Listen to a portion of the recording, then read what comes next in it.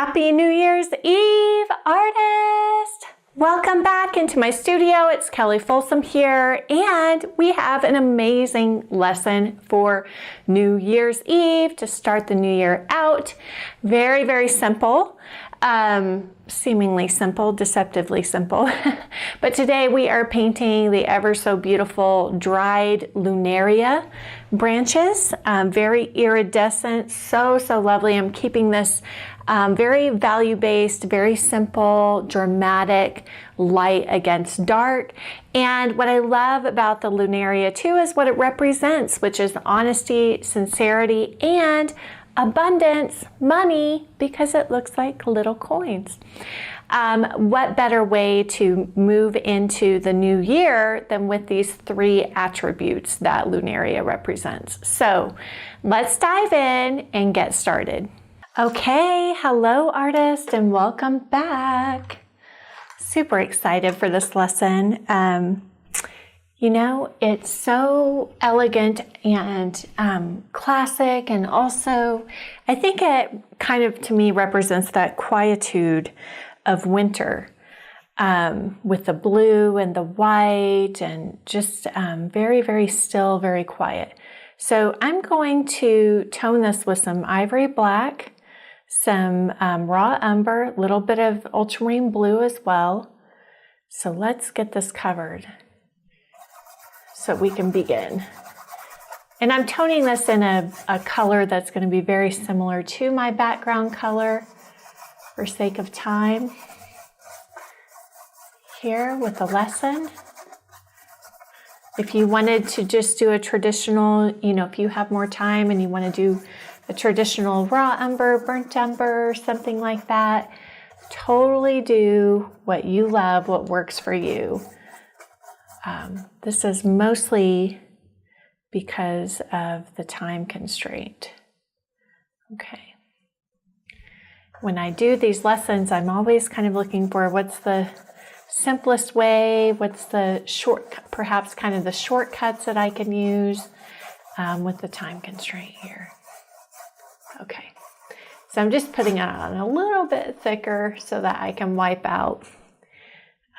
So I'm just adding more paint to my mix, the ivory black, the ultramarine blue, and the raw umber. I'm just getting it on a little bit thicker where I see that it's darker, like on this side. Now,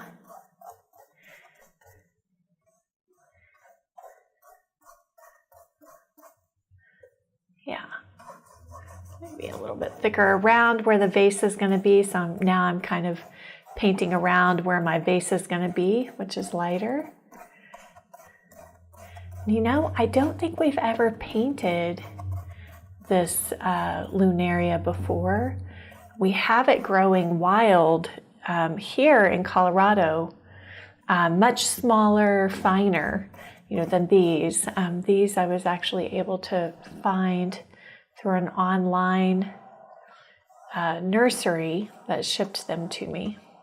And they're kind of bigger than the ones that grow wild here, but they're just so pretty and they catch the light so beautifully. And again, like I said, I really love what they represent. Okay, so I'm just kind of carving out my shape for the base here. Doesn't have to be perfect, but just getting it approximated. Now, when it, make sure you leave, I'm going vertical, make sure you leave enough room for, you know, that the Lunaria plant up above. So I'm trying to be careful not to make this vase too big, too tall, because I will run out of room.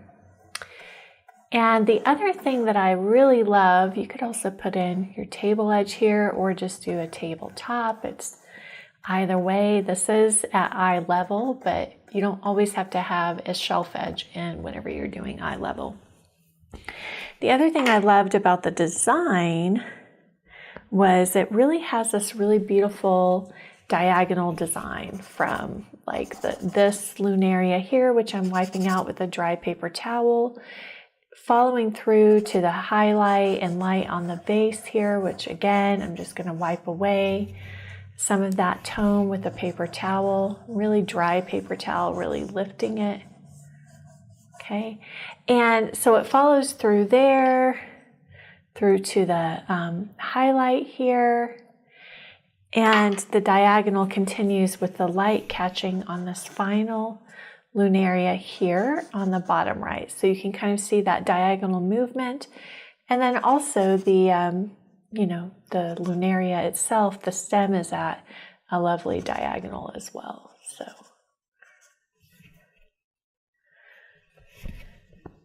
okay, so let's start first just by getting in the vase.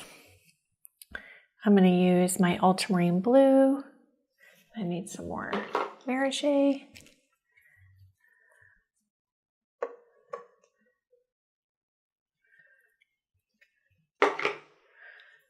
Okay, starting with my ultramarine blue, I'm just going to do blue and orange together with my white. Actually, it's a little too orange, so I'm going to put in some cad lemon as well. I'm going to bend this more on the blue side for the base.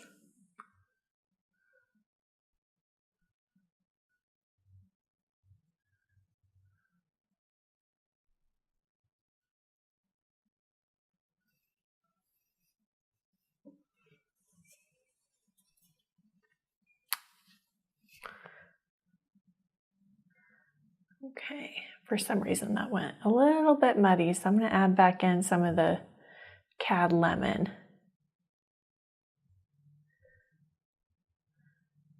Okay, that looks a little better. I'm not used to that cad orange. I'm still waiting on my cad yellow deep to come in, which I like much better as a color than the cad orange. That cad orange tends to go a little bit muddy for me sometimes. Okay, so we're just going to get this light painted in here. Nice and lit up, simple shape for the light. I want to make sure not to get too textured in my brush work, since this is a nice smooth porcelain. I'm just going to map out this shadow shape, bringing the light all the way up to this right shoulder. Okay, and we do get a little tiny peekaboo of the foot of the light underneath. And also, well, actually, we're just going to pull this totally straight across. We'll put in the shadow here in a little bit, but that's basically for the top of that little vase. Okay, now for shadow mixture on this, I'm just going to add in a little bit more blue. I'm going to go back to my blue and yellow ochre combo, ultramarine blue and yellow ochre. That is kind of my combo, go-to combo for shadow color on white. Okay, and we're just going to get in the opposite shape of this. I don't want to spend too much time on this vase necessarily. I tried to pick something kind of simple so that we could, spend a little more time on the lunaria. But we must paint in everything in the painting. Okay, going a little bit darker for down here. This is a simple kind of crescent-like shadow shape. While I'm putting this in, I'm also kind of blending it in along the edge to soften that edge. If I pick up some of that ooey gooey white, which I did, I can just wipe my brush. And down here, make the other edge. So you can only make, one edge at a time. So, and then what will really help this too is getting the pattern on. Okay, but first we have to get our light and shadow shape, basically whatever that base color is. And then we have the foot here with some shadow. And get that on.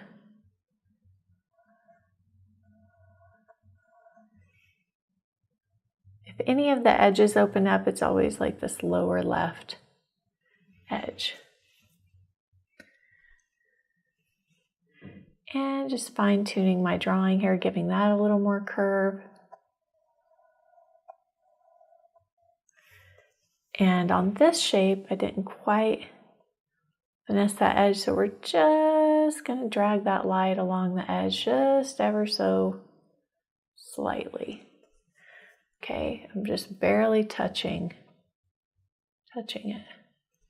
While I have that shadow color here, the blue and the yellow ochre, we're just going to put a little touch of that shadow on the inside. It's very, very skinny, very thin for the inside of the ellipse there. Okay, now to do some of the blue pattern, well, actually, I need to, make sure I get this lit contour. That top left edge is really critical, so make sure you've got the shape, a clean edge, make sure it's really lit up, all that good stuff. Keep your brush flat to the canvas so you apply the paint kind of smoothly without a lot of texture on a smooth object like this. Okay, now we can do some pattern. Because without it, this painting might feel just a little bit bland. So that little bit of blue pattern, just some ultramarine blue and white. I'm switching down to a smaller brush. This is a size 0. And I'm going to start right where it counts. Front and center, I'm going to curve with the belly of the vase for that pattern shape. Going more horizontal with my brush here to get the finer edges. You don't really need a liner brush, but if that makes you feel more comfortable, of course you can switch and use a liner brush for something like that. I don't like to change my tools a lot. It really makes the whole process take a lot longer. Okay. Just making specific shapes that I'm trying to imitate the shape that I'm seeing there as close as I can, but if I don't get it exactly right, it's okay. As long as I'm being specific and making a brush stroke, like really put down a nice piece of paint. There we go. Okay, and then I'm just going to do a little bit on the neck. This will be a little bit darker because there's less light. Less light can be reflected back to us, to our eye on a smaller form. Just kind of getting some of that pattern up the cylinder here in the light.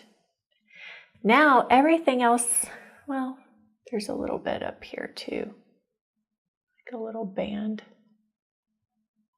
Short strokes. Okay, everything else on the pattern is in shadow, so I'm going to switch to just pure ultramarine, no white, a little bit of black to get it a little bit darker.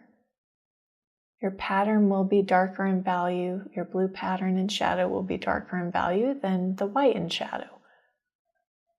The local value is different, so to speak. Okay, so just following through with some of that dark blue on the vase. Pattern in shadow, same thing up here, darker blue up here. And darker blue on the cylinder as well.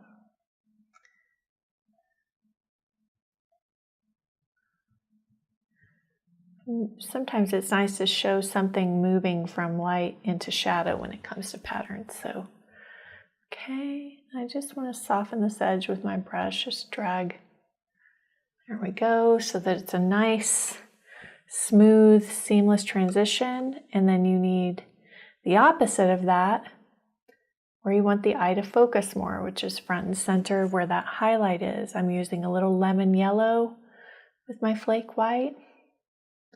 Mostly it is a value change, but it's also mostly a paint quality change. It's a sharp edge, specific piece of paint. Okay.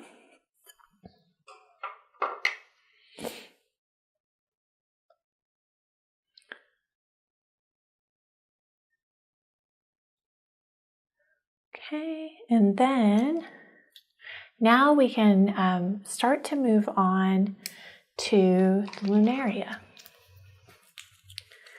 Gonna need a little more yellow ochre. Almost everything in this painting is going to be some mix of like black, blue, and yellow ochre. Okay, so going back to my ultramarine blue and yellow ochre mix to get kind of a neutral. I'm going to put a little bit of white and a little more yellow ochre in the mix. There is a piece of Lunaria down here. Now you want to use that ground. Make sure that I've got some medium in my mixture here as well, so that it does go down kind of thinner. Okay. You want to kind of start thinner and then build up thicker. Now some of them, because they're see-through, that's why they're, we're seeing through them like little pieces of glass.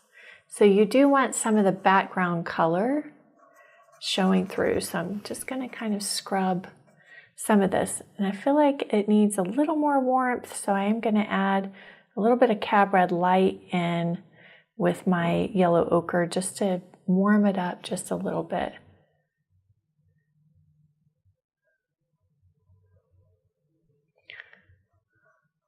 So it's slightly warmer than the background.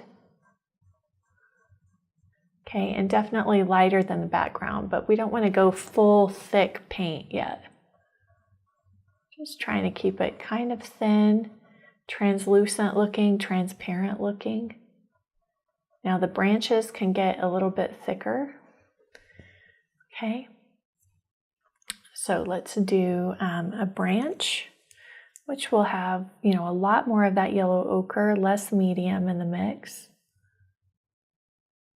You could also use your palette knife for this as well. So let me break out that palette knife, really pull that nice and thin there on the edge of the knife. A good flexible knife cannot be underestimated. But again, I'm using like blue, ultramarine blue, yellow ochre, and the cab red light to get kind of a neutral sort of wood color.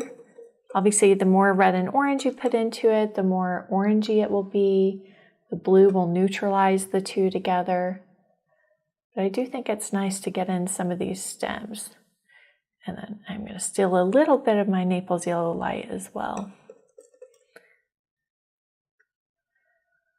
I'm kind of trying to push a little bit more of the blue and orange combo just to get a little more hit of complementary color in this painting. Okay, now this one is really, really lit up. So I want to start it off kind of thinner using, blue and orange together, but a little bit thicker than the other ones. Not because of the angle of this to the light, it's really not, the light isn't passing through it so much.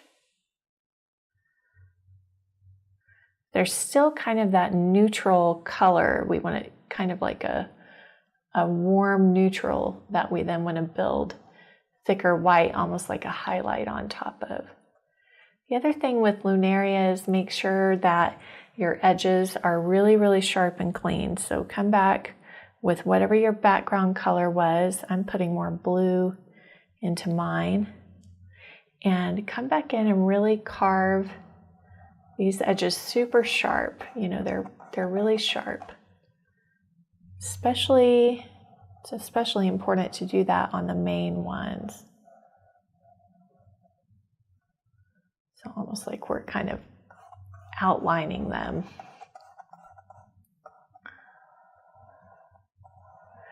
And also we can come back down here and kind of clean up our background color using a lot of ivory black, ultramarine blue.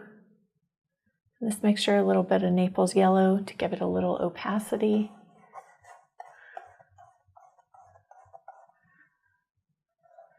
And basically just building up my background color a little bit thicker, a little more coverage here.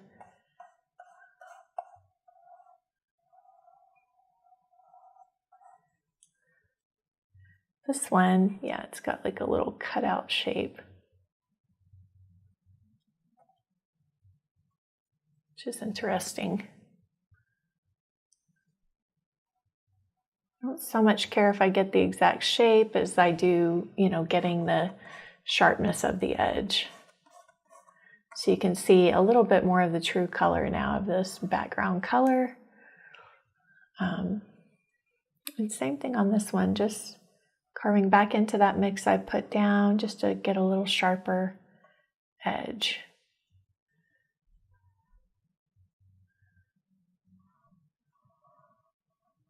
Carving in, carving in. You carve that starting edge first, especially the one facing the light,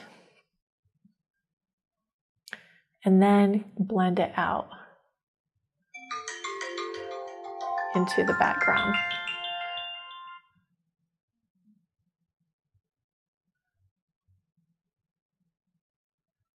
Okay.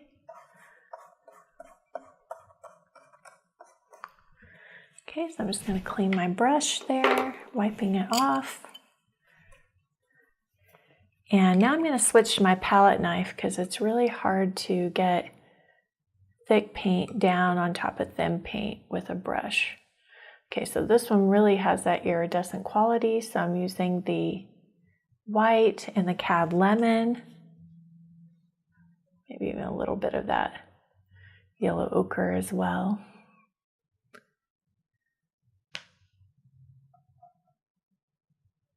So it's almost just like a highlight, really.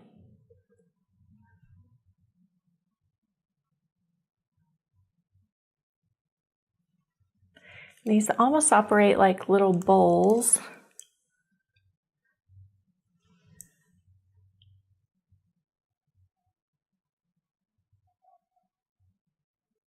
And you can actually use some of that background color, dragging it in wet into wet.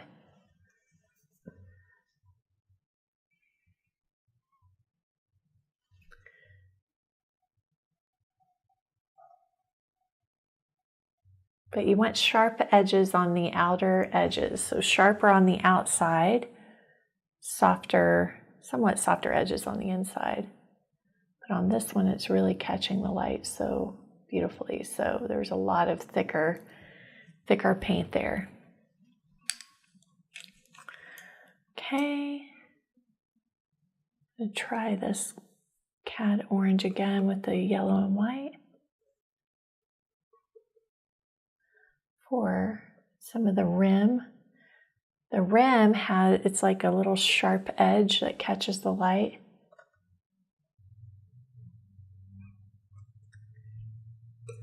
Around the outer edges. Now if you outline the whole thing, it can start to look kind of weird. So really look at which ones tend to stand out the most.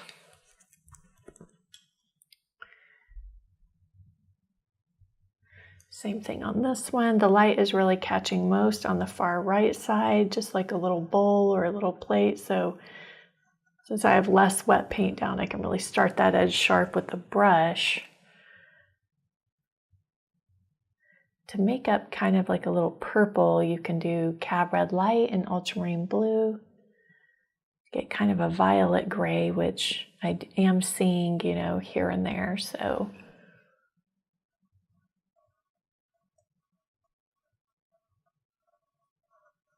again, utilize that background to adjust value.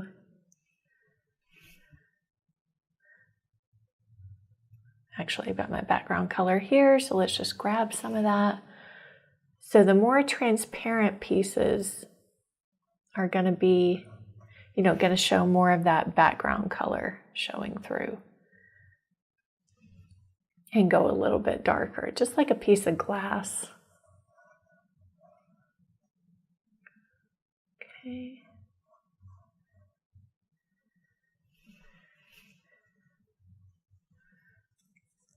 Okay, and then these really look quite a bit warmer to me down here, so I'm going to add in some more yellow ochre and white.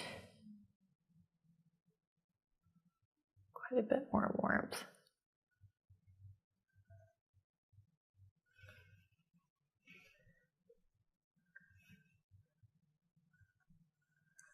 It's a little too dark there. This one right here is much light. It's all really a light value for the most part against the tabletop plane, so I kind of went a little too dark there.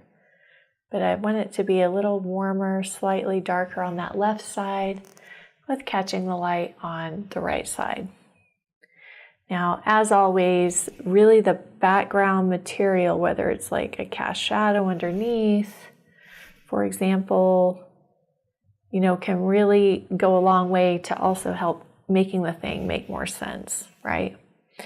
So I'm going to do some cad yellow deep, ivory black. We need the cast shadow on the tabletop plane, and we also need light around this lunaria on the tabletop plane.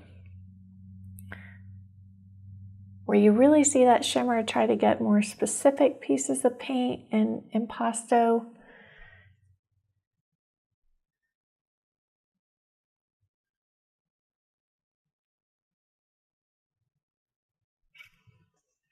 To try to get that kind of shimmery gleam. A little more yellow also, I think, is helpful. Get that warm versus cool, or a little bit of color versus non-color to get that iridescent quality. Make sure this front edge is nice and sharp. Okay, and we do have a final one here.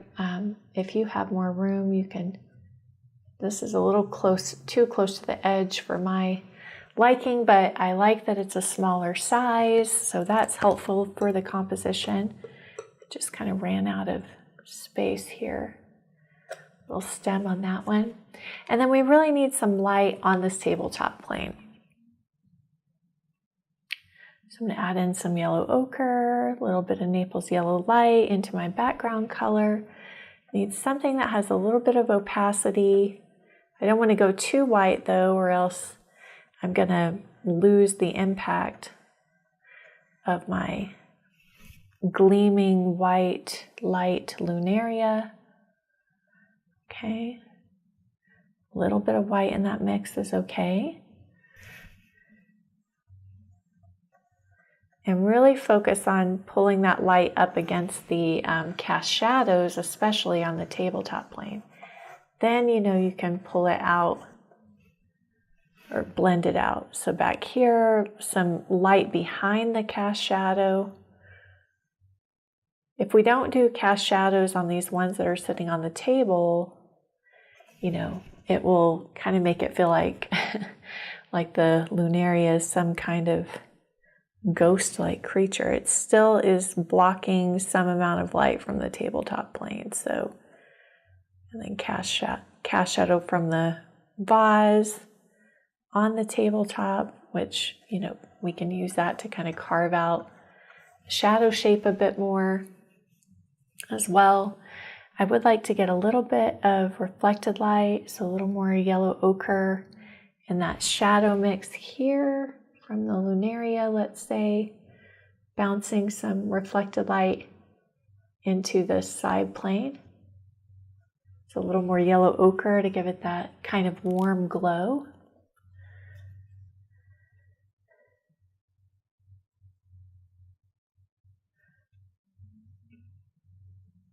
Coming back to my background color just to try to fine-tune some of my drawing on the stems.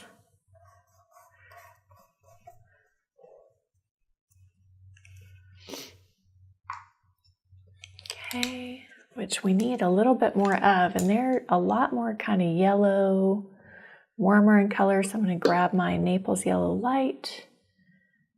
I like how this one's kind of curving up.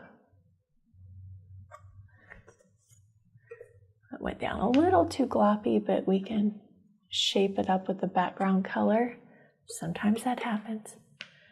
A little more curve, I think, and light on the curve of this one here on that stem.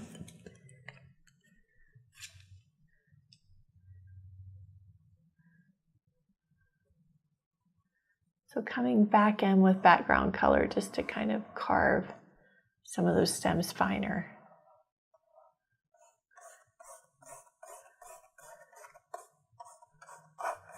Sometimes too, just quieting down your background, especially in a really simple setup like this, you know, you can't have a lot of noisiness going on in the background. Okay, I do need to take this side of the background a little bit lighter, slightly more opaque, so some ivory black, some yellow ochre, little tiny touch of white, just because this is still mostly just that really transparent tone. There we go. It's amazing how much we have to do with our background mixtures to get the painting to work. And sometimes it's like the thing that often gets the most overlooked because we're just so concentrated on making the objects look right that we don't consider using our background or see that our background is really what is going to make the objects look more right, you know, or look more finished or more accurate. So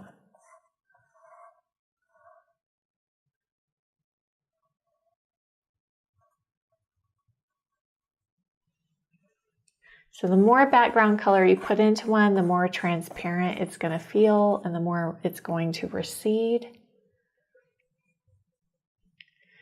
And the more white you put onto it, the more, you know, it's going to feel like it's angling the light more and catching the light more. So now I'm just kind of going through and smoothing out some of my background some more and cleaning up some of my edges. Same is true for tabletop, you know, go through and, you know, kind of clean up some of your transitions, make sure that the most emphasis is being put on your subject matter, you know, the thing that's more important.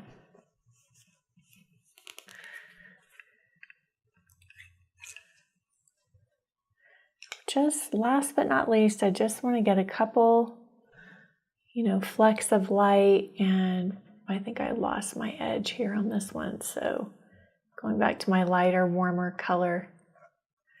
So sometimes on these there's like where it's kind of bending, such a thin material, you know, so it kind of bends and buckles, and so you get like these little folds that catch the light and reflect the light back to our eye, like that. And then this one up at the top is kind of bending backwards, so this one is like bending in half, where it's kind of folded over. So this one catches more light on that edge, and the inside or the back of it, you know, is a little bit darker. Not totally that dark and lost though, so keep adding like yellow and white or orange and white to the mix to raise the value if you get too much background color into it. This edge needs to be like super sharp and clean. Can't emphasize enough like how important it is to notice, you know, which edges need to be sharper. A little lemon yellow in here. Just give it a little extra glow and hit.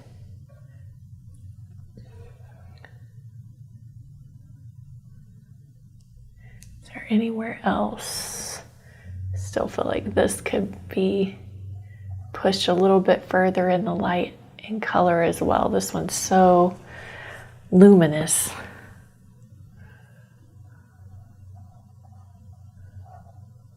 So getting just the right amount of luminosity can, you know, really be a challenge and take some back and forth working until you get it just the way that you want it. Coming back in with some of that non-color, kind of a purpley gray, warm gray.